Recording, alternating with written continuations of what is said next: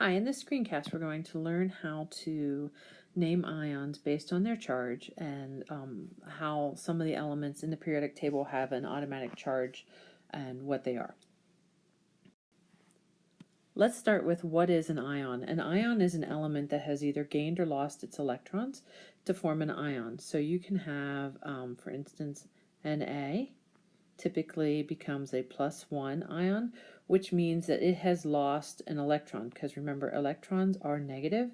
So if we've lost one of these out of our sodium atom, we're left with an unequal balance of charges, which means we have an additional proton that's not balanced out. So our overall charge would be +1. And ions formed on a single atom are known as monatomic. So if you think back to your biology prefixes, mono meaning one. So a monatomic ion means that it's one element forming a charge.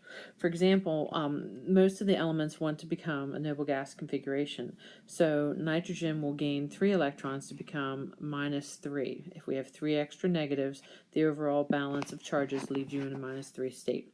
So the charge is referenced as the oxidation state. You'll see these two words used interchangeably. And the oxidation state of an ion depends on the number of valence electrons. And what you're looking for is elements want to have a noble gas, which would be 8 in their outer energy level, but they have either gained or lost electrons depending on how they're shared and what ions they're forming.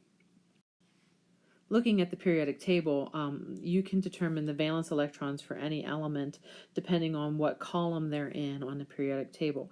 The valence electrons are the energy, the electrons in the outermost energy level, and these are the ones that are free to be gained, lost, or shared in bonds.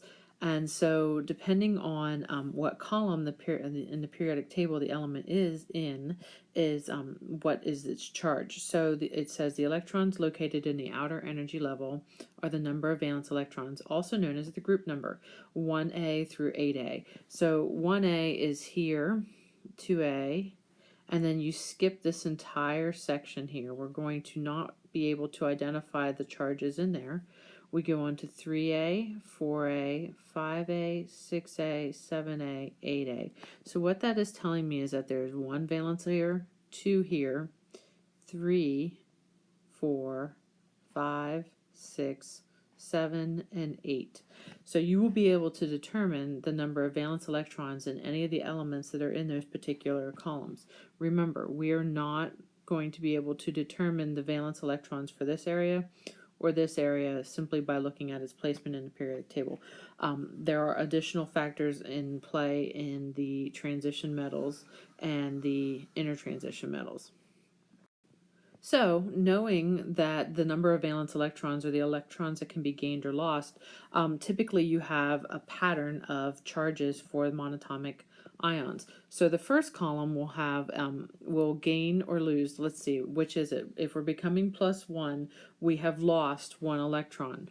The second column will lose 2 and become +2. Remember, the variable charges are here in the center, so we do not have a set charge for them. Over here is +3. We have plus or -4. Then we become -3, -2, -1, and 0. Okay, so here's what's happening. When you have sodium, it has 1 valence electron.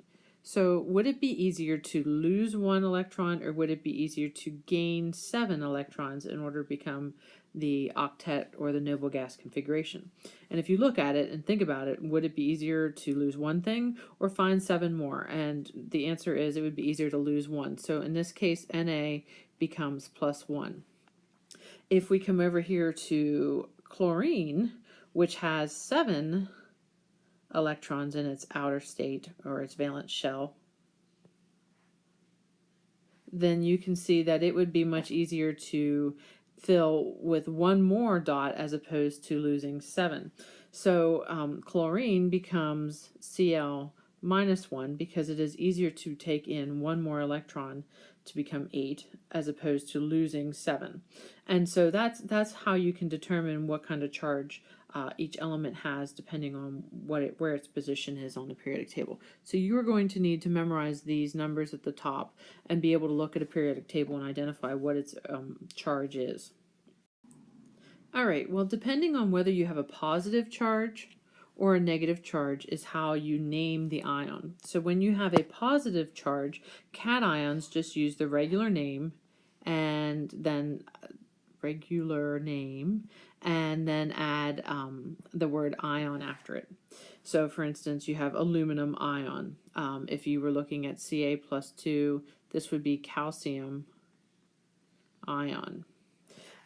For a negative charge, this is where you change the name to an IDE ending and add ion. So normally this is oxygen, but we change the ending of oxygen to become oxide. If we were looking at nitrogen, which is -3, it becomes nitride.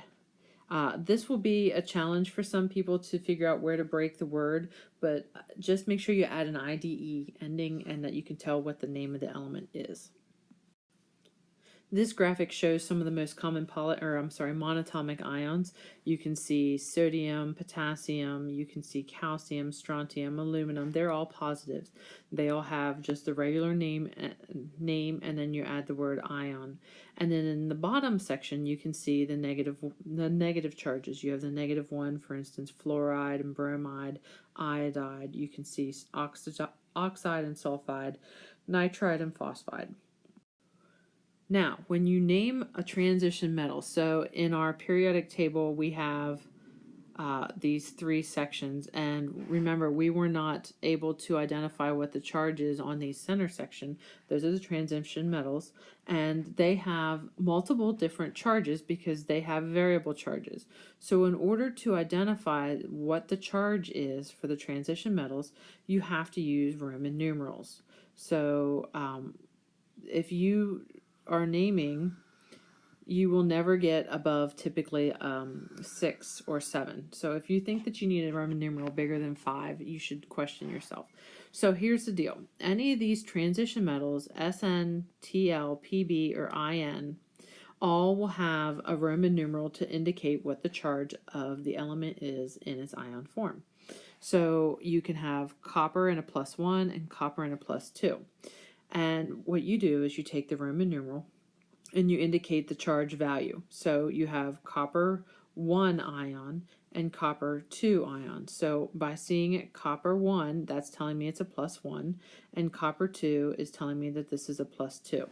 So for instance, if we had Fe +3, we would know that that's iron 3. Okay, you just tell me the Roman numeral is the charge. This is a graphic that indicates some of the common transition metals or elements with more than one charge.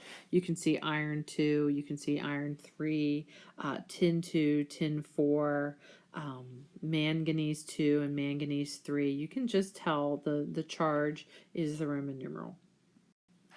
A polyatomic ion, if we take the name, a poly is more than one atom with a charge. So these are polyatomic ions. That's groups of several elements grouped together, bonded covalently, and they have a charge on the whole thing. For instance, we have SO4 down here in the picture.